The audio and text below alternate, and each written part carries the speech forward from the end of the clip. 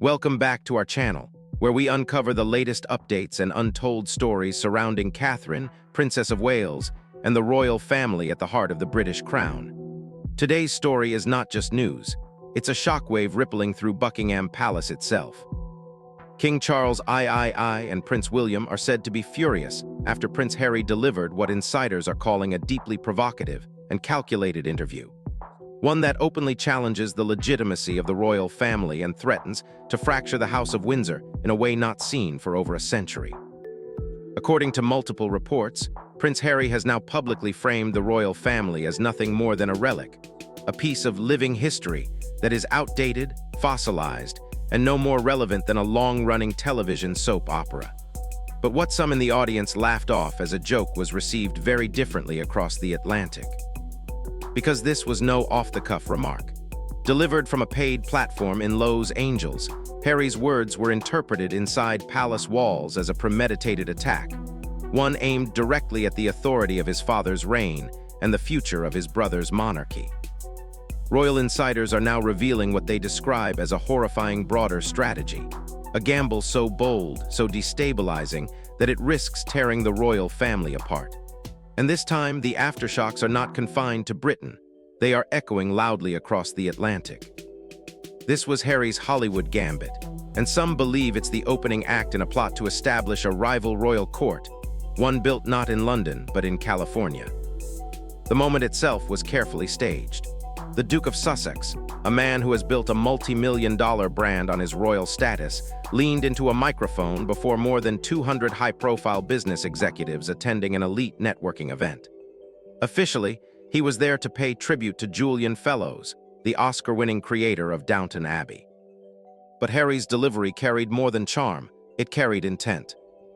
With a knowing smirk and theatrical timing, he asked the audience, "Sometimes people wonder whether growing up in the royal family was a bit like living in Downton Abbey." He paused, let the room hold its breath. Then he continued, "Yeah, but only one of those worlds is filled with drama, intrigue, lavish dinners, and marrying Americans, while the other is just a television show." The room laughed. London did not. Within the stone walls of Buckingham Palace and Kensington Palace, that laughter landed like a declaration of war. According to palace sources, the remark was immediately classified as a venomous and deliberate insult, aimed squarely at King Charles III and Prince William, the two men tasked with steering the monarchy through the perilous waters of the 21st century. To them, the analogy was poisonous. It publicly dismissed decades of work, years spent modernizing the monarchy, stripping it of excess, and proving that it still has relevance in a rapidly changing world. Harry's joke reduced that effort to pantomime. In his telling, the monarchy was not evolving. It was frozen in time, a costume drama trapped in amber. And he, the prodigal son, was positioning himself as the only one capable of saving it. What sounded like humor was, in reality, a calculated strike. To understand the depth of the damage, one must understand the monarchy's defining mission for over 70 years: survival through adaptation. From the final decades of Queen Elizabeth II's reign to the foundations laid for King Charles III, the crown's authority has rested not on divine right or empire, but on the fragile consent of the public. Queen Elizabeth masterfully guided the transition from empire to commonwealth. King Charles spent his entire life as Prince of Wales advocating for a slimmer, more accessible monarchy, one aligned with a multicultural, secular Britain. Prince William and Catherine have been meticulously prepared to embody that future, blending tradition with approachability, duty with relatability, and formality with modern family life. Every appearance, every charity initiative, every carefully chosen word has served one purpose: to prove the monarchy is not a museum artifact, but a living institution. Harry's joke shattered that narrative. Downton Abbey represents exactly what the modern monarchy has fought to escape: rigid class hierarchy, inherited privilege without accountability, and nostalgia for an England that no longer exists. By invoking it, Harry wasn't being clever. He was undermining the very foundation of his father's reign and his brother's future. And he wasn't doing it privately. He was speaking to a global audience of business elites, the very people Britain hopes to influence. Royal historians note that such public criticism from a senior royal is almost unprecedented. Even during the 1936 abdication crisis, public decorum was maintained. Princess Diana's 1995 Panorama interview exposed personal tragedy, but not tea. He institutions legitimacy. Harry's assault is different, it's ideological. The implication is unmistakable, that the monarchy is doomed, outdated, and hollow, and that he and Meghan represent the only viable path forward. The unspoken message was brutal: you need us. Without us, you are nothing but an antiquated organization. This wasn't humor, it was hurt, and it exposed a chasm between the brothers that now appears unbridgeable. But Harry didn't stop there. After positioning himself as a commentator on Britain's monarchy, he shifted into even more dangerous territory: American politics. During the same speech, he joked about the 2026 Football World Cup in the United States, quipping that British fans would be welcome as long as they behave and make it through ice. The reference was not accidental. Immigration and Customs Enforcement is one of the most politically charged agencies in America, particularly in liberal California. To many, it symbolizes the harsh immigration policies of the Trump era. Harry's remark was immediately interpreted as a subtle anti-Trump signal, a wink to the progressive circles he now inhabits in Montecito. This is where alarm bells truly rang. Political neutrality is the cornerstone of the British monarchy. It is what allows a hereditary institution to exist within a modern democracy. For a prince, still fifth in line to the throne, to engage in political signaling, especially regarding America's internal politics, is considered a violation of sacred royal norms. And this was not the first time. Harry had already faced backlash for political undertones during appearances on American television. His continued defiance suggests either a profound misunderstanding of his constitutional role or a deliberate rejection of it. Critics point out the hypocrisy. Harry continues to leverage his royal title for influence and income while discarding the responsibilities and restraints that come with it. Psychological experts suggest this behavior reflects a deep identity crisis. Stripped of military service and formal royal duties, Harry appears to be searching for purpose, and has found one in California's political and activist culture. Under the guidance of his politically ambitious wife, Meghan Markle, he now seems to see himself as a global activist rather than a constitutional prince. But the Constitution allows for only one role. Every partisan comment erodes the impartiality of the family he still represents. As one royal aide warned, Harry risks appearing either dangerously naive or quietly manipulated. Which brings us to the final question, now haunting palace insiders. Is this Harry's voice or Meghan's script? Sources close to the production of his television appearances claim this political transformation is not organic, but meticulously planned. According to insiders who observed rehearsal footage from his appearance on The Late Show, the entire segment was carefully scripted, polished, and rehearsed. One source revealed that Harry initially wanted to lean into the charming prince persona. Politics, they say, was never his instinct. But somewhere along the way, the narrative changed. And the consequences are only beginning to unfold. According to multiple insiders, the push did not come from Harry himself. It came directly from Meghan. One source, speaking in hushed tones, claimed, "The political shift was never his instinct. Meghan was the one who suggested it. She believes that this fiery, confrontational side of him is powerful, and she genuinely enjoys it when he shows his edge."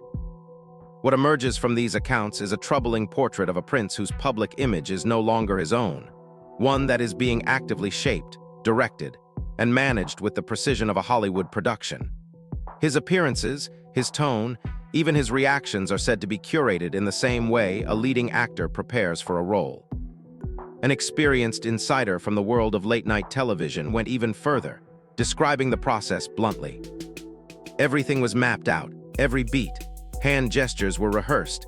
Even the so-called off-the-cuff moments were scripted. It wasn't a talk show, it was a Broadway workshop pretending to be one.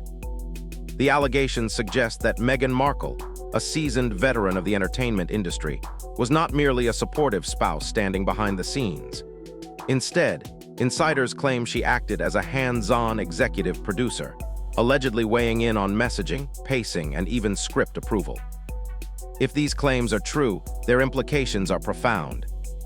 They directly reinforce the most damaging narrative that has followed the Sussexes since their departure from the United Kingdom.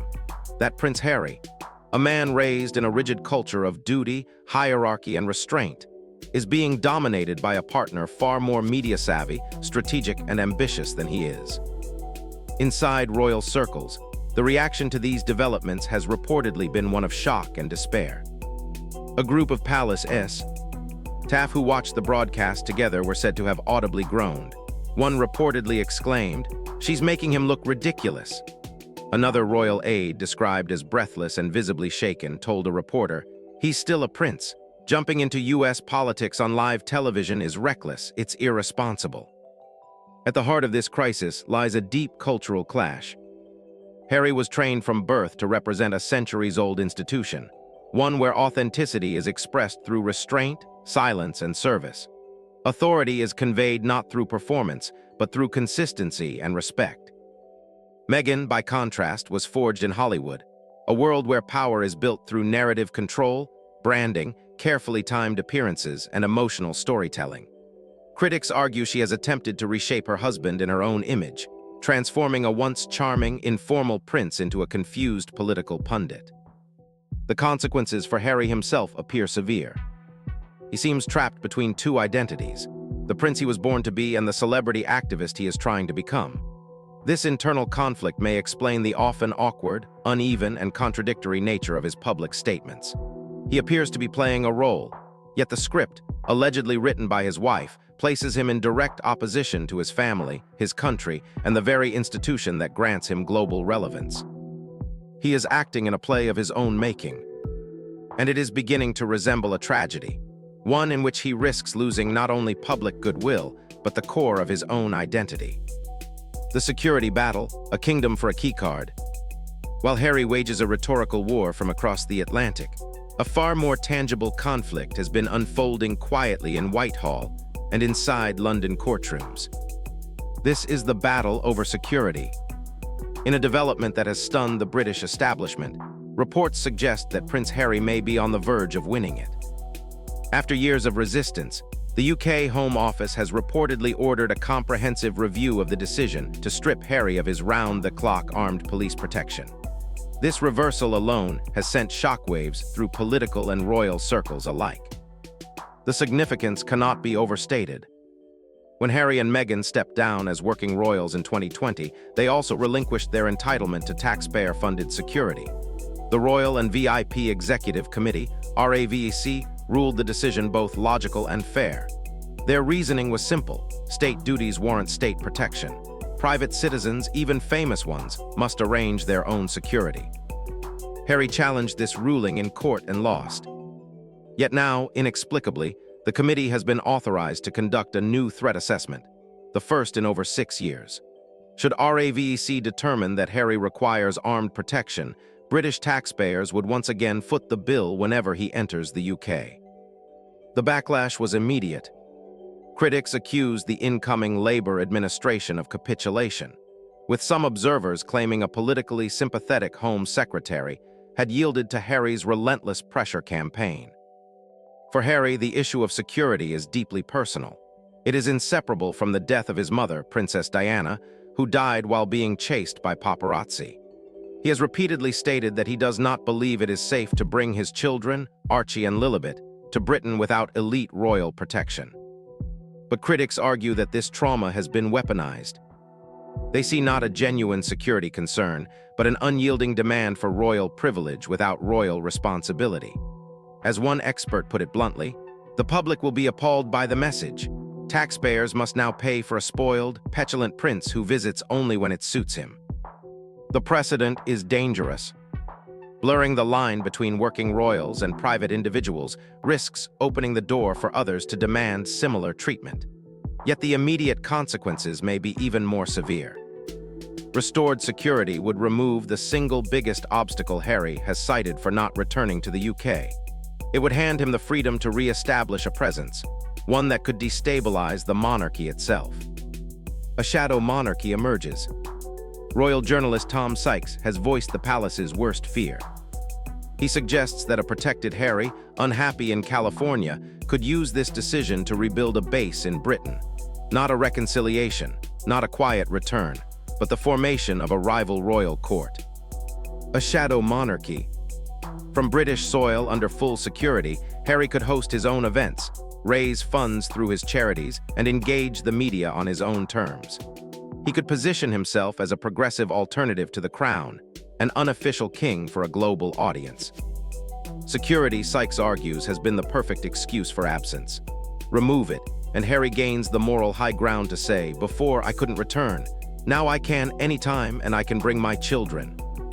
For King Charles and Prince William, this scenario, wow, be catastrophic. The monarchy survives on unity and a single unquestioned line of succession. A rival court, led by the king's younger, resentful yet charismatic son, would fracture the institution from within. Every appearance by the Prince of Wales would be measured against Harry's, every initiative compared. The result would be constant internal conflict played out on a global stage. As one senior royal insider warned, if Harry gains a foothold here, he will completely destabilize the monarchy. It would be mayhem. Some royal loyalists believe only one solution remains: a final, irreversible break. Stripping Harry and Meghan of their ducal titles, removing them and their children from the line of succession, severing the last formal tie to the institution. It would be a devastating decision for any parent to make, but some argue it may be the only way to protect the crown from an existential threat posed by the king's own son. Prince Harry's story is no longer a family dispute. It has evolved into a slow-moving constitutional crisis. Through media strategy, political positioning, and relentless legal pressure, he has brought the House of Windsor to the brink. He stands divided between two identities: the prince he was born to be and the global celebrity he longs to become. And in that struggle, he risks pulling the entire institution down with him. The coming months will determine whether the monarchy, under a new king and his heir, can withstand this internal insurgency, or whether the House of Windsor will be permanently fractured by a competing court rising from California. Thank you for watching. Let us know your thoughts in the comments. Goodbye for now.